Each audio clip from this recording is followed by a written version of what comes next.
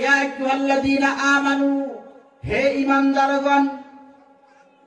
তার মানে যারা ঈমান এনেছে সবার জন্য নয়। আমরা তো মুসলমানের ঘরে জন্ম নিলাম, আমরাও সবাই মুসলমান, কোনো কাজ কারবারের দরকার নেই, এরকম নাকি?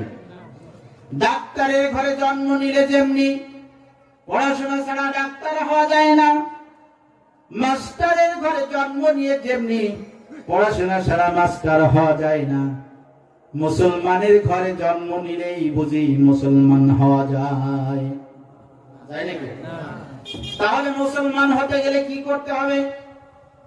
একটা হলো তাসদিক বিল জিনান, অন্তরে বিশ্বাস, ইকরার বিল লিসান, মুখের দ্বারা স্বীকার করা আল্লাহ এক, তার কোনো শরীক নাই।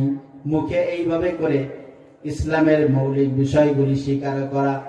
আমল বিল আরকান, আর একটা হলো আমলে পরিণত করা। তাহলে আপনি ঈমানদার।